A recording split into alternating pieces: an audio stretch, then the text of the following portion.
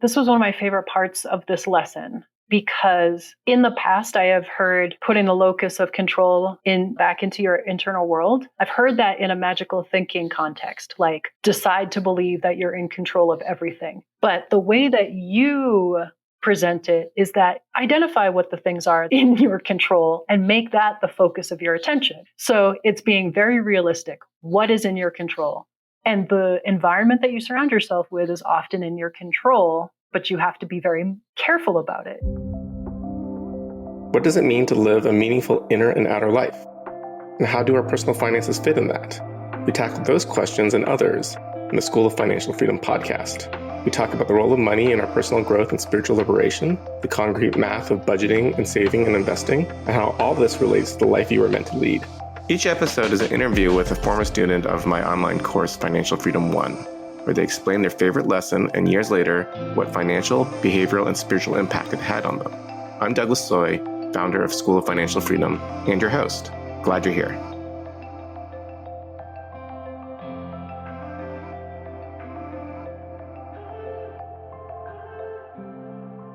Hi, this is Dawn Robertson, and you're listening to the School of Financial Freedom podcast. So I invited Dawn here today because, she's a recent graduate of Financial Freedom 1. She graduated in the fall of last year. But she's super interesting, and she has a really interesting background for this lesson, which is internal locus of control and brain food. Dawn has spent many years in the mindfulness space, and she's an artist. So I think both of those disciplines are going to be super interesting for this conversation about where you put your attention and how it affects your finances.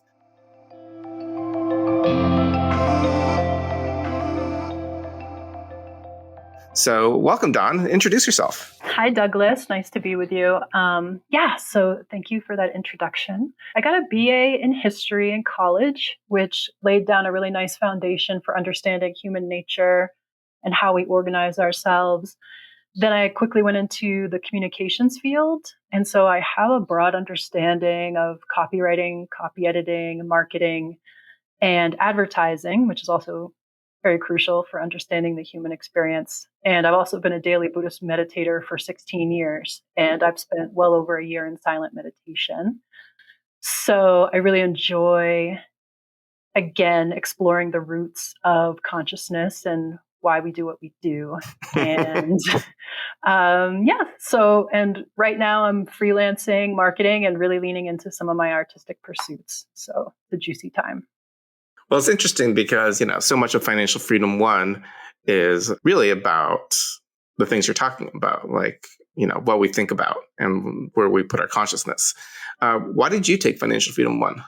Yeah, so I remember exactly a year ago lying on a picnic blanket in my yard, and we had met at a Quaker meeting, and I was like, somehow I ended up understanding that you had a financial class. And I remember interviewing you on the phone. I was like, is this some coked up tech bro thing where we just get aggro and try to make as much money as we want? Or is this some spiritual woo-woo magical thinking thing where we just manifest it? Because if it's either of those, I don't want anything to do with it. I've already done that. It's a dead end for me. And you were like, I don't know what to tell you, but and you were like, I'm a child of immigrants. I have a non-traditional background, things weren't handed to me. That's, how you described it. And you were like, I was a lawyer. I have a lot of solid information. Your wisdom is grounded in real world experience and the actual facts of economy. So I took a chance and I've loved every single minute of it. And to anyone that is listening, Douglas is not giving me any money to say that. I really, really do value. It's absolutely priceless. Absolutely priceless. This particular approach to fire. And you're in FF2 right now too, right? Oh yeah. Yep. Yeah. How are you feeling about FF2? Again, I just want to tell everyone that Douglas is not paying me to say this, but I am absolutely going to make at least 10 or maybe even 100 times what I paid for this class. I'm going to make it back. This is classic. This is like Rich Dad, Poor Dad, but I get to have a dad. That's weird, Douglas. I don't think of you as my dad. But what I mean is I get to have these mentors that are compassionate, big-hearted, creative, but extremely sharp about the realities and mathematics of economies and the market. And that's exactly what I needed. I didn't want to sacrifice anything. I didn't want to sacrifice my critical thinking skills or my understanding of historical influences and on the market. And I also didn't want to sacrifice any of my metaphysical meditation worldview. And I don't have to give up anything. In fact, I get to draw on all of it in order to create a lifestyle of lagom for the rest of my life. So yeah, just to be a little bit more specific, I'm just about to start investing for the first time, and I feel good about it. Yeah. I just want to tell people that the next cohort of Financial Freedom 1 is October 2024, and you can find that at the schooloffinancialfreedom.com website. The next cohort starts in October. So if you're interested, sign up for that, or at least look at it. But thank you, Dawn. Thank you for validating that I'm not a coked up Quaker tech bro here. No, not that I know of. Or a woo-woo manifest new agey. If you believe it, you'll get the money. Yeah, the secret is one of the things that drives me nuts. This whole idea that, like, you know, if you truly believe that you deserve it, you'll get it, because all that suggests that if you don't get it, it's because you didn't really believe, which I think is nonsense. Absolutely. I actually haven't read it, so I don't want to diss it too much, but I know that entire arena. You know, I had very valid religious experiences before I even started kindergarten. So this is a world that I've traversed quite a bit. But luckily I feel like I can smell bullshit a mile away. And yeah, magical thinking is really dangerous. Well, that actually is a pretty interesting segue into the lesson, which is lesson 3.6, internal locus of control and brain food. Will you tell the audience about the lesson? Yeah, totally. This was a really juicy lesson for me. And I had explored this concept before a little bit. So there are two basic sociologists or psychologists. Psychologists have identified two basic worldviews. One in which the locus of control is internal, and one in which the locus of control is external. So locus means like center of activity and focus. And there is a spectrum, a human spectrum. On the one side, the internal locus of control is one in which someone believes that they can influence and change and have control and steward their life in all of its many various aspects. And then on the other end of the spectrum, the external locus of control, the person cedes all that control to outside forces. For instance, people around them, the environment, the place in history, etc., race, class, all of those various different things that we don't necessarily have control over. Would you like me to? Well, we'll start there, because I think the interesting thing about this is both are true, right? The external environment has influence on us, and we have influence on our own lives. But our belief in what is changeable and is not changeable has a tremendous influence on what we're willing to do. So, like, I know so many people who talk about, I don't know, let's say the evils of capitalism, right? And they refuse to learn anything about personal finance. You know, I think there's a huge danger in saying, oh, you know, the system is bad, and I refuse to learn anything about it. And fundamentally, there's a certain learned helplessness, right? Like, because they don't believe they can do anything about it, they refuse to learn about it. Absolutely. And that's why this lesson was particularly juicy for me, because like you're saying, there is a learned helplessness in which you give up your power and agency. And I think sometimes that's a reaction to grief and rage. Like, you don't want to get into it. You're scared of these arenas that seem too big and overwhelming. And so you just abort the entire environment and just say that it's evil and that it's against you. But I also found this lesson very interesting because I've done a lot of social justice work, and there is quite a bit of tension in the social justice arena around victim mentality, people giving up their control. So there's a tension around people not wanting to propagate a victim mentality, but then you also don't want to ignore the very real forces that are at work around you. So the way to balance the victim mentality is to not say that you are in control of everything and think that you can just like put on some tap shoes and tap dance down the street and get whatever you want. Yeah. So there's this really juicy balance where you have to understand, kind of like the Stockdale paradox that we had talked about earlier in FF1. There's this balance where you have to be brutally honest about what is happening around you, but then have a healthy narrative in which you know that you have the power and agency to create your own story. And there are things that are within your control. For instance, who you hang out with, what you spend your attention on, what you read, what you consume, how much you buy, what you learn, where you live. Sometimes people have that control over that sometimes, etc.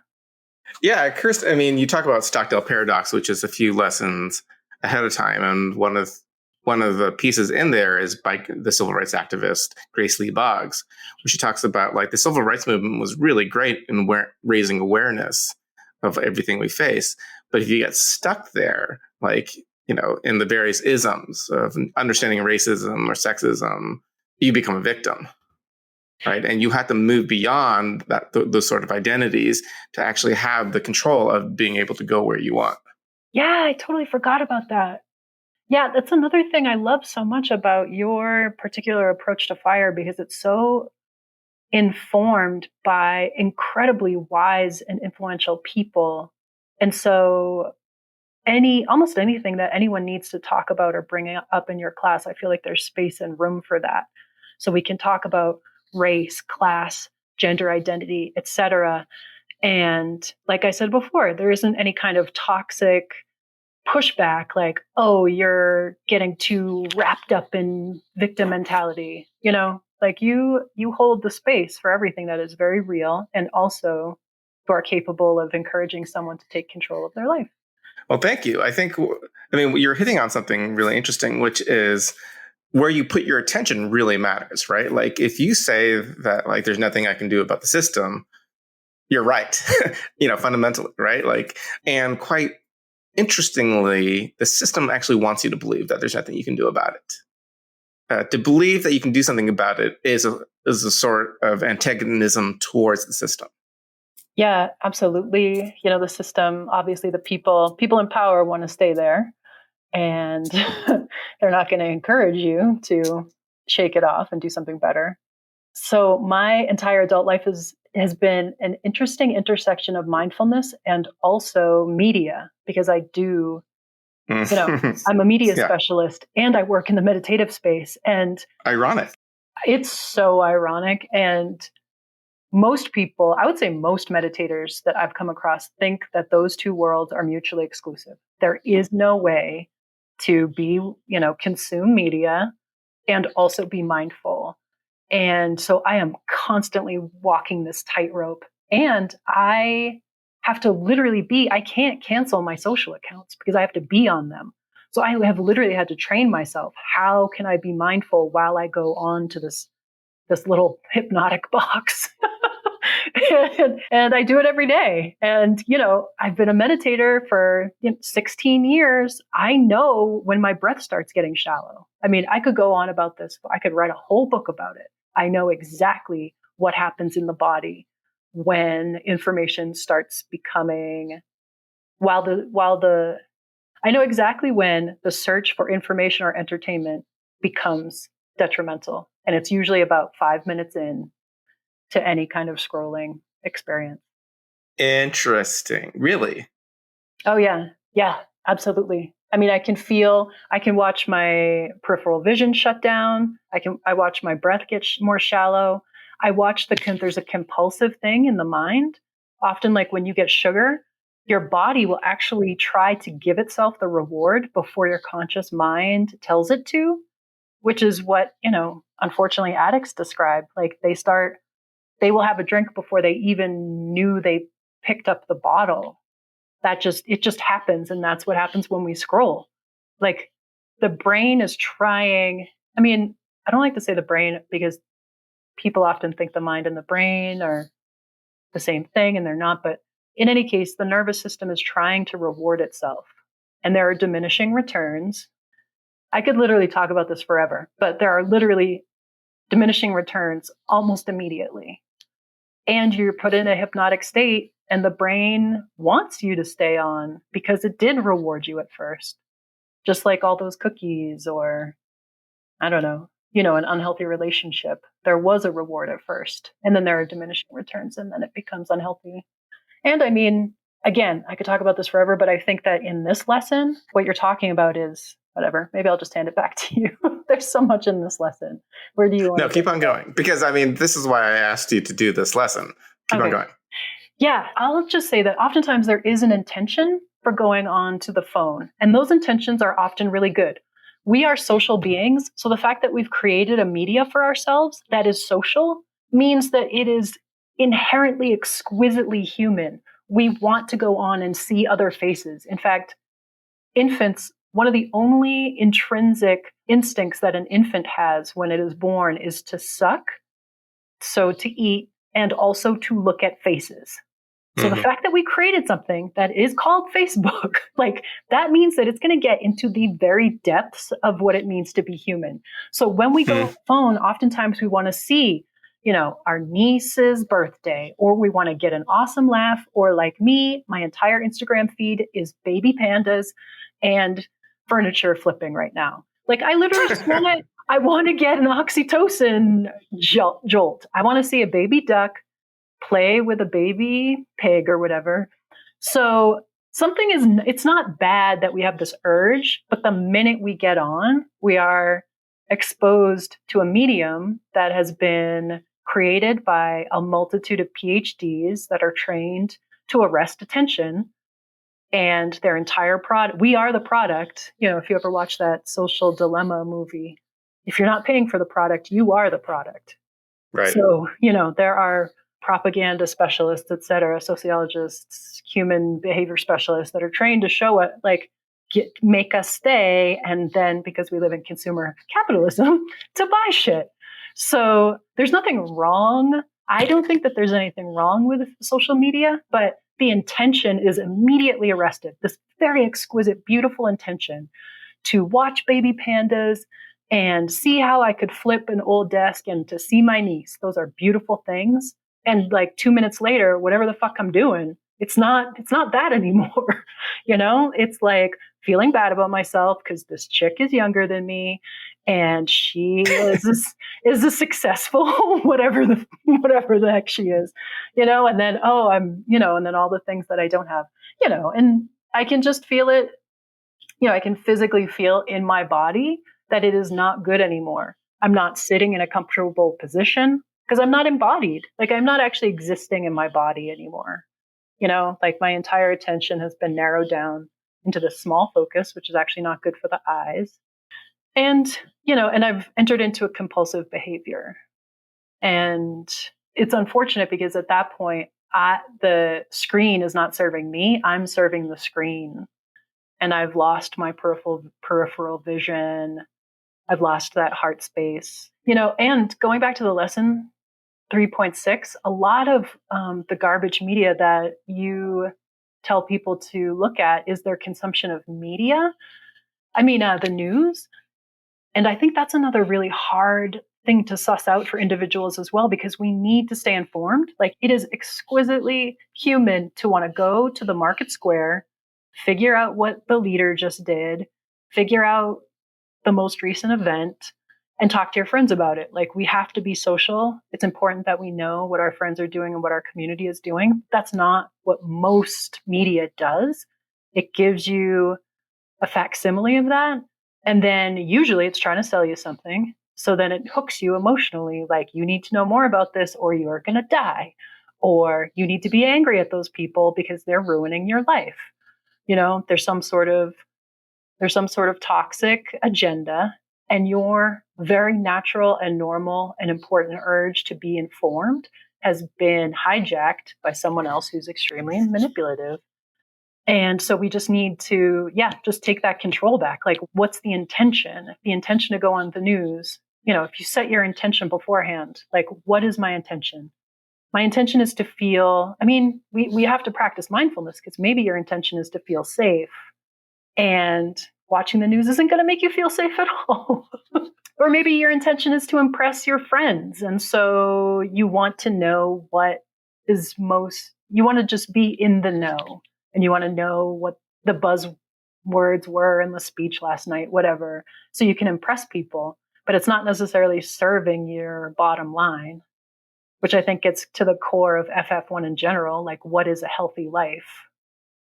Is a healthy life impressing your friends, acquaintances, or is it living a life of ease and beauty and health and joy? I don't know, that got a little theoretical. Well, so, you brought up a lot here. A couple of themes to bring out. First of all, one of the things I notice is when I'm on the computer too long, I stop. Not literally, but I stop breathing, right? Like, my breath becomes super shallow and I become disembodied from myself. I'm only becoming a thinking human without any real experience of what's happening else in the body. Yeah, it's interesting that I'm not embodied when I'm online. Yeah, one of my meditation teachers coined the phrase email apnea. And there's something, there's something that happens when we get on the screen. And I think that gets into just how human beings are actually, unlike other animals, we are actually capable of numbing our bodies on purpose, but then not processing it afterwards. Whereas other animals can't shut their bodies off necessarily. And then they have they have that shaking release after a stressful experience. We can actually, through shutting our breath down, we can actually stop feeling things and put all our focus into our thinking mind. Well, it's great for the industrial and information revolutions, but not so great for living a life of equanimity and wisdom and health. Shallow breathing is related to a lot of health problems. It occurs to me that we're in a state of hypnoarousal when we go online, right? Like, we're shutting down our feelings.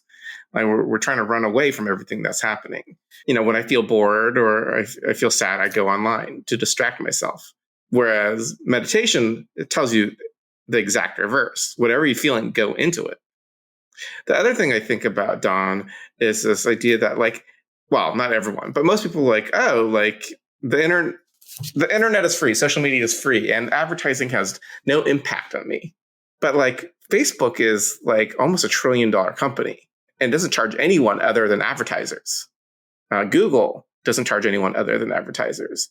There's this strange instinct to believe that I'm not affected by marketing or advertising, and yet, right, the most valuable companies in the world are the ones that sell these things. Yeah, so it's interesting that we are bombarded with this free technology, but these companies are multi-billion and trillion-dollar companies because of the advertisers. And this, I keep hearing all of these little factoids, like modern Western people are exposed to 100,000 times as many advertisements a year as we were an entire lifetime. 100 years ago, something like that. The numbers are staggering, the amount of advertisements that we are now exposed to. And advertisers are I think it's possible that they're getting more and more crafty in how they really hook us into thinking, into really viscerally believing certain stories. So I'm always kind of horrified about the fact that Edward Bernays, who I believe was Freud's nephew. That's right. Yeah. This gentleman was deeply informed by modern psychology and used it to create some of the most manipulative modern American advertising campaigns.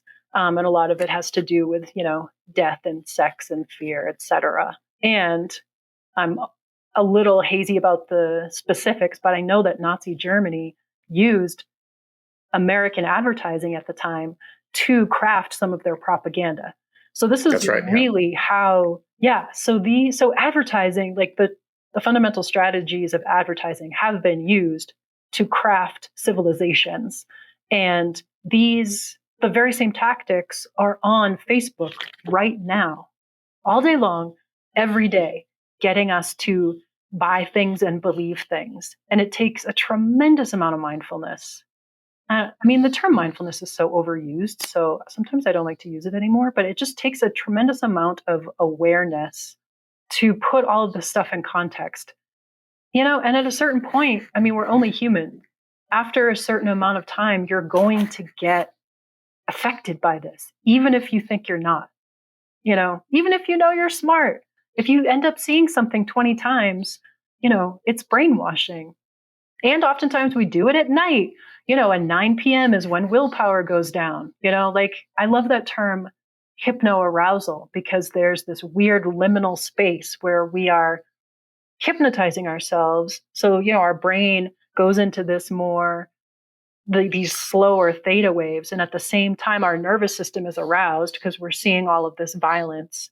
And at the end of the day, none of it creates any wealth. We do it because we think it's going to make us happy, or it's going to entertain us, or it's going to keep us safe. But at the end of the day, Right. often we're not happier, and we're not safer, and we're not more informed. We're not necessarily better equipped to make financial decisions or whatever. Well, it's interesting because I think we have a mistaken belief that more information makes us better prepared. And at some level, that is not true. In fact, more information actually makes us less prepared. Yeah. I don't have any, I'm sure I've read studies about this, but I can say that in Buddhism, there's a word, I can't remember what it is, but it means thinking too much. And it sounds, and the word itself has like onomatopoeia to it. It sounds like the word of thinking too much. It's like sasaratata or something. But yeah, so me and all my friends, when I first started getting really into Buddhism, I remember asking one of my teachers, well, when are you thinking too much? When are you thinking too much? And he's like, and he just had to give me an answer because I was thinking too much about it. and he was like, okay, after the 5th time, no more thinking is going to help you. So basically, thinking about things doesn't make you more equipped either. Yeah. So it's just this mental activity. We think, like you said, it's a feeling of preparedness, but it's a placebo. You're not actually more prepared. You're just trying to do something in order so that you don't fail, because we're afraid of failing or whatever. The other thing that you're touching upon that I think a lot about is how news produces outrage, right? Like the more you can get viewers to be outraged, the more engagement you'll get. And engagement is what they're selling, right? They're selling your attention to advertisers. And so on a basic level, both the news and social media are outrage machines. Absolutely. Yeah. I hear the term outrage economy a lot. And I think it's one of the only cases I think that Facebook has actually had to plead guilty to, that they were incentivizing rageful posts because it was getting more engagement. And they actually had to change their algorithms because they said that they didn't do that. And they do. It's possible it's related to the negativity bias of the human mind. We're more receptive. There's the classic kind of psychological aphorism that you can only mistake a snake for a stick once and live, but you can mistake a stick for a snake 100 times and still live. So or maybe you can mistake a stick for a snake 0 times. I don't know. So our mind, we have adapted to interpret things in a fearful way. Yeah. And actually you mentioned Yuval's book, Sapiens, in one of these lessons.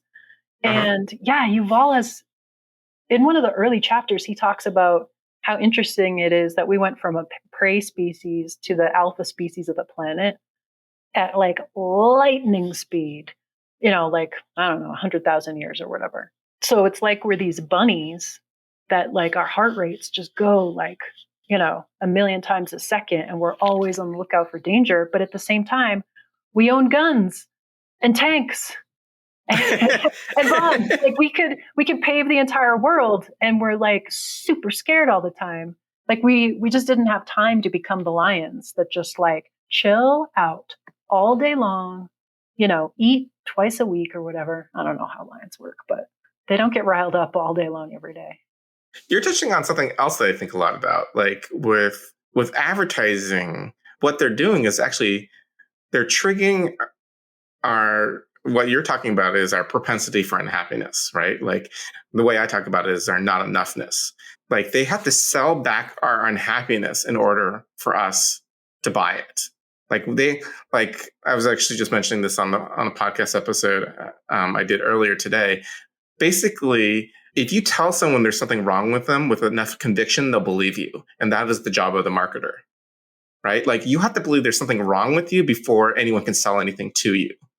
And so the more time we spend online, the more we hear there's something wrong with us. I mean, not only like we got to fix the thing and there's a solution for the thing, but like, as you're talking about, there's a younger, more attractive version of us doing better things than us. Yeah. I mean, marketing, absolutely. Every single little class I've taken is like, you have to tell someone that there's a problem. You can't just show them something that's like, hey, this is pretty and it tastes good. You have to literally make them feel in their body that there is a problem and that you can fix it. Yeah. It's funny. In the self-help world, I read a statistic once that the number one indicator that someone is willing to buy a self-help book is if they bought a self-help book in the previous 6 months. Right? Like, interesting, and makes total sense, right? Like, you have to believe that there's a solution for the thing so that you'll buy the book, and the book will give you the solution. But inevitably, you're gonna need another solution. Yeah, absolutely. But the real issue is that we feel like we're not enough. Yeah, it's interesting. It's been real interesting growing up in kind of the self-help world. Like I said, I'm in my mid 40s. I had religious experiences very young. So I kind of gravitated towards this, internal exploration and self-optimization kind of world for whatever reason. Yeah. And I feel like the general conversation, it's only been pretty recently where it's become common knowledge to say that not enoughness, to really just admit that not enoughness is selling all these self-help books, a lot of them. But I mean, I've gotten tremendous help from them, so I don't want to like knock it.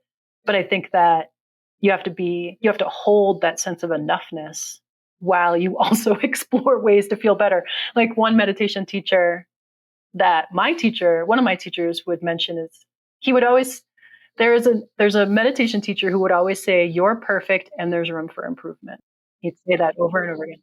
Who is that? That is the Zen master from Japan. Forgotten his name. Yeah. Suzuki. Yeah, Suzuki said that, right? Like, yeah.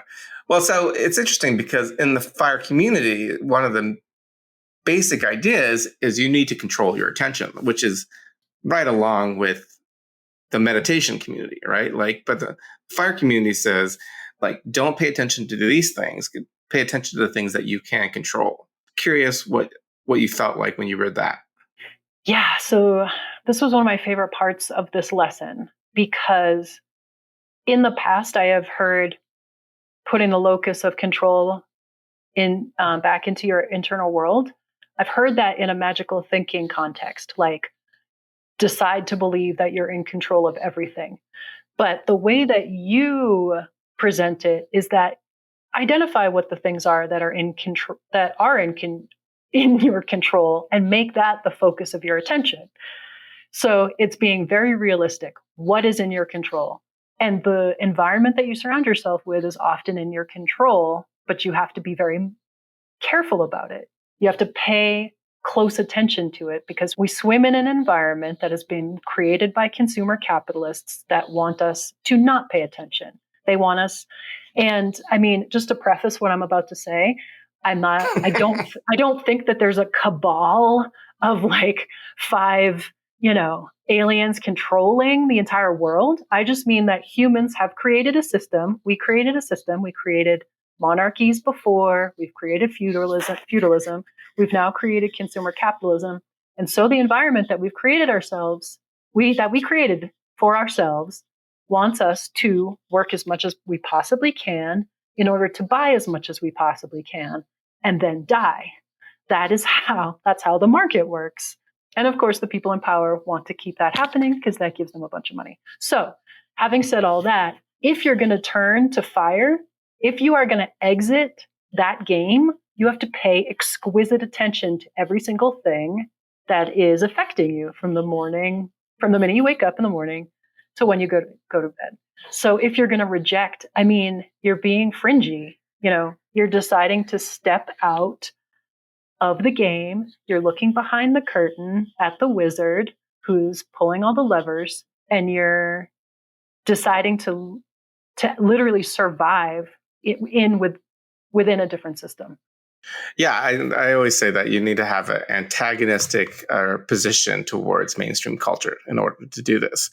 Because, as you're saying, it's not conspiracy that in capitalism, whoever owns the means of production, if we want to go Marxist, wants you to keep on working and wants you to keep on consuming. That's like literally what everyone wants you to do. And I don't think it's a secret.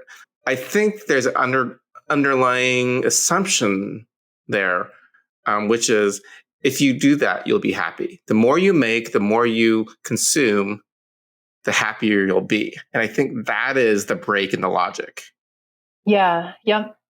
Also, I think the traditional, the more you make, the more you consume, the more you'll be happy. I think that's also predicated on a lot of adolescent ways of living in which you impress other people and feel better about yourself. I think that is a little sticky. For whatever reason, I never really bought into that. I kind of always liked being fringy. So I did not have a hard time with those chapters in which you encourage your students to dig into it and abandon it. But yeah, I think consumer capitalism is telling you that these really superficial ways of being happy is what's going to feed you. And yeah, like impressing other people or having the impression of incredible achievement and power. Well, I'm going to dig in one level deeper because I know you, Dawn. You've spent a good chunk of your adult life thinking, well, if I work according to my passion or to my purpose, I'll be happy. Do you think that is true? That, if I get to work according to my purpose, my passion, ... I'll be happy? Absolutely not. I remember writing in one lesson, I was like, if I see one more Instagram post about do what you love, I'm going to light my phone on fire. Like, I can't stand it. I think that we might have to explore it a little bit because it does get complicated. It's like, okay, so first of all, I'll just say, like, the numbers do not add up. I grew up on public assistance with a very non-traditionally constructed family with no support, no financial support, et cetera, et cetera. So doing what you love, you have to be independently wealthy if you're just going to do what you love. If you're going to pay the rent, the numbers literally just don't add up. There is no way to spend, $400 a month on food, $1,200 on rent, let's keep a car on the road and do block prints. And you can't. And I'm smart. Like, I read all the books. I did it. I was like, I quit. I'm starting my own business. It's really rough. And running your own business, a lot of this do what you love stuff is predicated on entrepreneurship or gig economy. That is so fucking hard.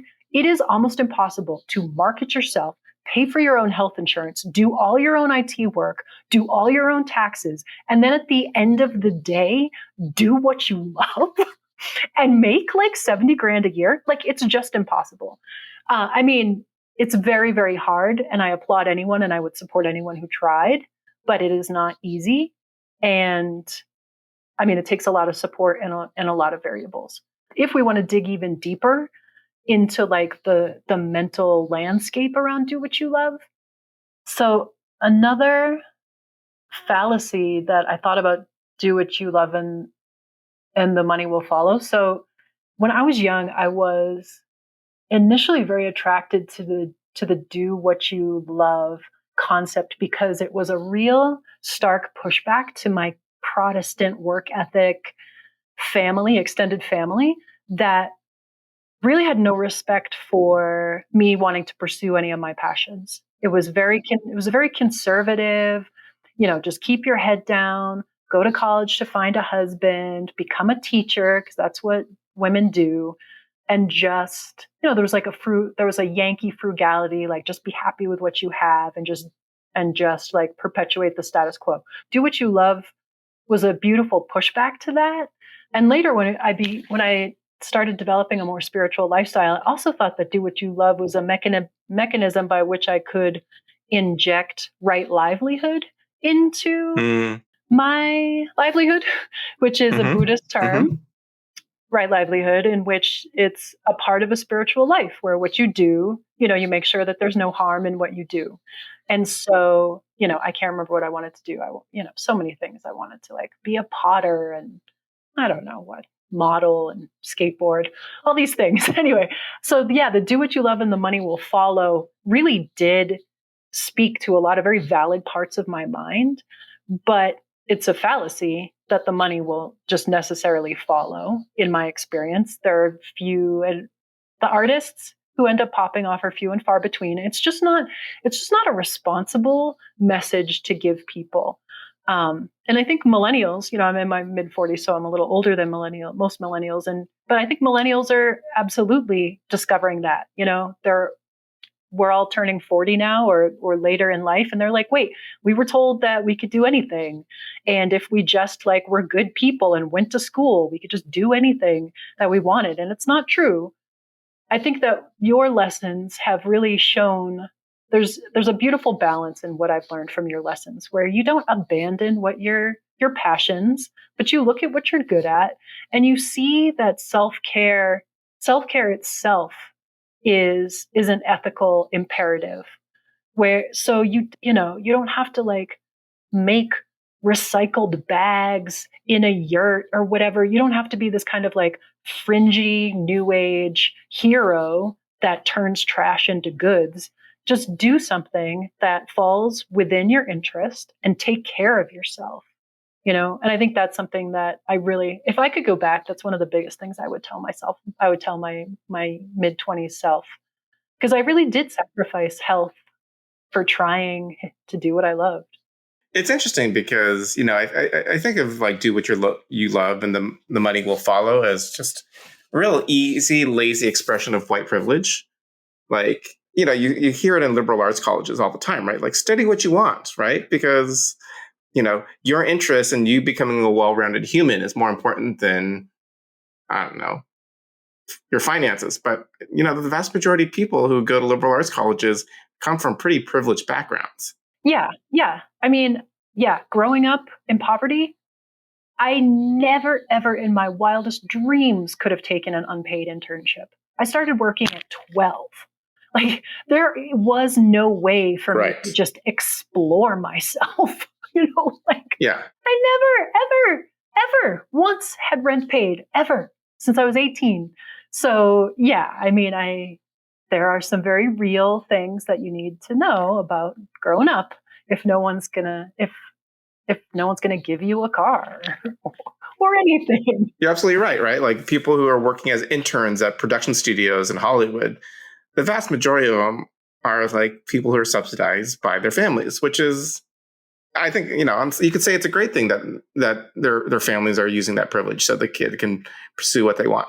But it's not a universal thing that everyone can do. Exactly. That should not be a message to an entire generation about how to live. And, like you're saying, family support is spectacular. And I think the fact that modern Americans have reduced their families down to the nuclear family is unhealthy in a lot of ways. It's important to live in the rich mix of support in which you receive and give support, at various ages. But yeah, the message, it's not a healthy message for an entire generation, telling them to do what they love. Yeah. The other funny thing is, I mean, right. I fell into the same boat as you, right? I was a lawyer. I made $150,000 a year. And then I became a Quaker school teacher who made $35,000. I did the like pursue your passion and do the quote, the right thing. But I realize now that like right livelihood is something that like literally a couple thousands of years of Buddhist families, like they just had normal jobs. And the right livelihood was the thing that supported their families and allowed them to raise future generations. Exactly. Yeah. I'm moving on to another chapter actually, but there, I remember you presenting a Hindu structure of a healthy lifetime in which spiritual pursuits are really leaned into later in life because it is an ethical imperative to just take good care of yourself, like figure yourself out and be an active part of your community in your 20s and 30s. Like just do it. And obviously, like, don't kill yourself in a rat race. I mean, that's the whole point of FIRE. Like, don't try to, if you find yourself in a rat race, make a bunch of money and get out as quickly as you can. And also, if you're a compassionate and ethical person, certainly don't sacrifice those ethics, but do something that will take care of you, take care of yourself. And I think that's a big thing too, that, yeah, I don't think that I was told that like self-care, self-care was seen as selfish from my very strict Protestant background. And I really needed to lean into supporting myself.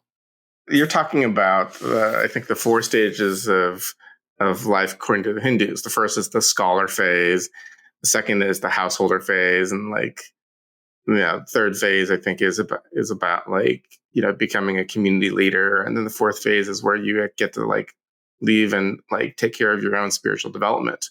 But I think the important thing is that second phase of the householder phase. It is developmentally appropriate, like in your 20s and 30s, to be building a career and making money and supporting yourself. Like that's basic financial health. Yeah, Artha. That's Artha, called yes. Artha. Yeah. Yeah. It is completely spiritually and developmentally appropriate. Yeah. Yeah. That was definitely something I missed. Like I said, well, yeah, I was an interesting intersection because I had such a strong spiritual draw, and my incomplete Western impression of spirituality was that you like abandon, capitalism. And then also I had this do what you love. So I was like, okay, abandon capitalism and also pursue my artistic desires. And it did not set me up for healthy long-term success. I mean, I wouldn't trade anything now, and I like who I am, and all of those experiences were juicy and wonderful. But I wouldn't wish all that struggle on anyone else. I would be happy to pass on wisdom to other people and have them live a little bit an easier 20s and 30s. Well, it's interesting. One of the things that I think about is that because of, going back to the original lesson, because of social media and consumerism, like even when, like I know a lot of people who take this course who are what I would call nonprofit salaries, but bourgeois lives, right? Like they want to work with purpose in their nonprofit job, but they actually want to have the same things that everyone else has. Right? Like the vacations, the house, the car, the nice car, the ability to support your kids, which are all valid, right? But they want it on the nonprofit salary. And that is extremely difficult. Like to be able to compete with everyone else when you're making like half as much money. Yeah, this is a spectacular time for people to start exploring FIRE because it's becoming a household name. And like you said, it's really, really tricky to have everything. And, we're really, really lucky to be able to reach out to like-minded people and have a big community of people that think like we do, FIRE people, because it takes creativity. And I've tried so many different ways of doing that, and it hasn't all worked out. Like I've exhausted myself so that I could like have a surf vacation in Costa Rica. And I was lonely the whole time because none of my friends could go. That's just one example where like to live a balanced, creative, beautiful, healthy, enriched life and outside of the normal consumer capitalism environment that we live in, it takes a lot of creativity, and you're going to have to learn from other people, I think, how to do it. For instance, like hybrid working and van life and, stocks versus bonds and working on the road, et cetera. Like it's going to be different for everybody, and it's going to take some time for people to figure out how to do it. Well, it's interesting because the very idea of like surf vacation in Costa Rica, my first question is, how did you learn to want that, right? Like as an immigrant kid, the thought that I would do a surf vacation Costa Rica are like three completely foreign things to me. And so what occurs to me is all have to learn to want that thing. And like you came from like, a more working class background too. I think it's super interesting the fact that we learn to want the surf vacation in Costa Rica. Yeah, that's a really good point. I mean, you are absolutely correct. I had a Malibu Barbie doll when I was 11. And to be clear, it was donated by the church. Like, these are toys that were given to me, but this is the soup we live in. So I was like, okay, so palm trees and pink cars means good. And so you're absolutely correct. But I do think that there were very interesting and important aspects to that, aspects to that dream, which was fresh fruit and, just having the time to be on a beach, like in weather that isn't bad. Like there were a lot of aspects to that really were good. And surfing, I mean, I like to be athletic. That's important. I think it's very important to stay embodied. So like you said, you're absolutely correct that I know that you really push for local vacations because there is this understanding like that a tropical vacation will somehow make you instantly happy, and it doesn't. Sometimes it rains the whole time and you're lonely. But I think that there are aspects to it that are, that can be salvaged, and it's important to pursue that, fresh food. But I mean, the carbon footprint is through the roof. So yeah, it's funny because through the theme through all of this is like, what are our expectations of life, right? Like, what do we demand to feel like sated? And I literally remember from the time I was 6 years old to the time I was 17 years old, we literally never went on a vacation. Like I stepped on a plane once to go to my grandma's funeral in Washington, D.C. Like my aunt and uncle who I grew up with, we literally did not go on vacation. And from what I could tell, that was their expectation as immigrants, right? Like we're just going to continue working. We have weekends off. And now I vacation every year. And so to me, the issue is not vacations, it's the sheer volume that has increased. And that's the environmental issue for me. Absolutely. Yep. Yeah. My family went on some vacations, but it was like through my grandmother's friends, and it was, just one state over. And yeah, I mean, like you're saying, I mean, we were perfectly happy. And I mean, in many ways. Yeah. I mean, on some level, it's just like, all the information in the world has just taught us to be more dissatisfied, right? Like we need more to be satisfied. And fundamentally, that is what the information machine does to us. Yeah. This is what I was going to say. I think so in Buddhism, in some types of Buddhism, there is the understanding that the Buddha said that the last thing to go in the mind before you become fully enlightened is the comparing mind. So I think when I was growing up, oftentimes I didn't actually need the things I saw. I just was sad because I was comparing myself to others. And that's a wisdom that you can grow out of. Yeah. But it's something that you can teach your kids, it can be taught. But it's pervasive in the human experience to compare. And I mean, many books have been written on that. And that's something that just has to be explored. Yeah. And we just don't want to feel less than others. And I think that's what social media does, right? Like they literally have a phrase, keeping up with the Joneses. And that's the digital Joneses are what we're trying to keep up with. Absolutely. And it's an impossible standard, right? Because everyone's just showing their vacations. I think it's hard to grow up when there are a lot of marginalized identities that could be taken on. For instance, a brown woman growing up in poverty, as I was, I was fiercely proud and independent and nonconformist because I didn't want to take on any of the identities that I thought other people were putting onto me. And then I wanted to achieve what I thought I was seeing. So like you said, like, why did I want to take a surf vacation in Costa Rica? It's because I thought that the happy white people, that's what made them happy. So I tried to Whoa. get what they were getting. And then I was like, Whoa. oh no, there's nothing behind this. There are aspects of it that are fantastic, but I really had to learn for myself, like, what is dignity and ease and worth, a feeling of self-worth. Things aren't going to give it to me. Some things are actually. Like, I need health insurance. I need a car that's going to start because I have an anxiety disorder. I need to know that the key's going to turn over when I go like this. Well, I don't think you need an anxiety disorder to feel anxious when your car does not start. Right. It'll give you some disorder. Well, I was just going to say, it's an interesting balance to figure out how much is enough if you're told that you're not enough by society for whatever reason, how are you going to feel like you're worth something?